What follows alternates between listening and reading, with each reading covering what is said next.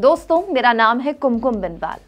अब देश की हर पॉलिटिकल एक्टिविटी की जो भी डिबेट होती है ना, वो साल 2024 पे आके रुक जाती है कि भाई साल 2024 में क्या होगा, मोदी जी की वापसी होगी कि नहीं होगी, विपक्ष की क्या रणनीति होगी, भारत जोड़ो यात्रा का 2024 में क्या असर होगा, वगैरह वगैरह। लेकिन 2024 से पहले ये साल रखा है, साल 2023। और साल 2023 ना हर महीने में 2024 यानी कि अगले साल का सेमीफाइनल है।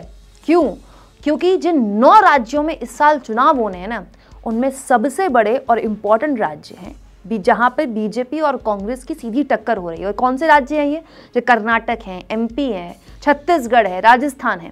दोस्तों, इनमें से एक राज्य है कर्नाटक, जहां बीजेपी की सरकार भयानक एंटी इनकम्बेंसी झेल रही है।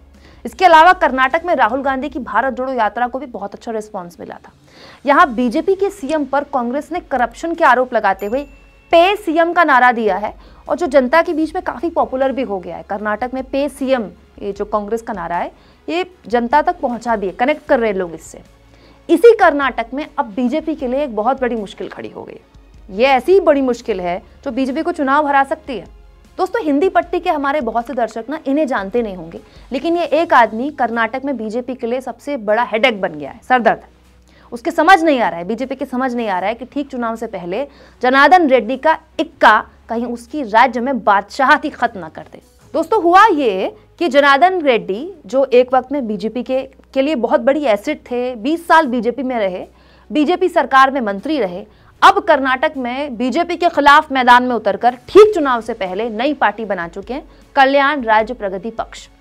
अब आप कहेंगे क्या बड़ी बात है, हर चुनाव में कोई ना कोई नई पार्टी बनती है, कोई ना कोई बागी हो जाता है, क्या फर्क पड़ता है इससे?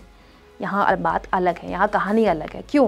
क्योंकि जनार्दन रेड्डी कर्नाटक में कोई छोटा मोटा नाम नहीं है। साल 1999 का वक्त था, तब बीजेपी नेता सुषमा स्वराज कर्नाटक के बेल्लारी से कांग्रेस अध्यक्ष सोनिया गांधी के खिलाफ चुनाव लड़ने के लिए मैदान में उतरी थी। सुषमा भले ही सोनिया गांधी से हार गई थी, लेकिन यहां उन्हें मिले थे गली करुणाकर रेड्डी, गली जनार्दन रेड्डी और गली सोमशेखर रेड्डी, 3 भाई। रेड्डी भाई सुषमा को थाई यानी कि मां कहते थे। और ये जो तस्वीर है, ये आइकॉनिक तस्वीर तब से लेकर आज तक राजनीतिक गलियारों में घूमती रहती है, जब सुषमा स्वराज 2 रेड्डी बंधुओं के सर पर ऐसे हाथ रख रही हैं, उन्हें आशीर्वाद दे रही हैं। सुषमा स्वराज के कहने पर ही ये दोनों बीजेपी में शामिल हुए। उसके बाद तीनों बीजेपी में शामिल हो गए, तीनों भाई, तीनों रेड्डी भाई। जनार्दन रेड्डी खुद 20 साल बीजेपी में रहे। 2001 में जनार्दन रेड्डी ने 10 लाख रुपए लगाकर माइनिंग का बिजनेस शुरू किया, और केवल 5 सालों में, सुनिएगा, 5 सालों में कंपनी जानती कितनी बड़ी हो गई? 3000 करोड़ की। बीजेपी को भी इसका बहुत फायदा मिला फंडिंग के माध्यम से। दोस्तों, रेड्डी बंधुओं को एक्चुअली में ना कर्नाटक में खनन का बादशाह कहा जाता है। हालांकि 3 भाइयों में से 2 अभी भी बीजेपी में हैं, लेकिन जनार्दन रेड्डी ने अपनी अलग पार्टी बना ली है। बीजेपी के लिए खासकर बेल्लारी, विजयनगर, कोप्पल, रायचूर, यादगिर, बीदर, ये वो इलाके हैं कर्नाटक के जहां जनार्दन रेड्डी मुश्किल पैदा कर सकते हैं, क्योंकि यहां उनकी पकड़ अच्छी है।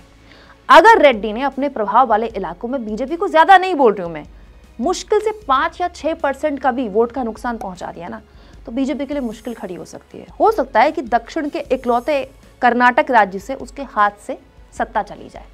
वैसे भी कर्नाटक के लिए कहा जाता है कि जब भी यहाँ सत्ताधारी दल से नाराज होकर कोई भी नेता नई पार्टी बनाता है ना, तब जिसकी सरकार है उसकी सरकार चली जाती है। दोस्तों, कर्नाटक के बीजेपी के इस महासरदर्द पर आप क्या सोचते हैं? कमेंट बॉक्स पर अपनी राय जरूर दें। चैनल को ज्वाइन भी करें और सब्सक्राइब भी करें।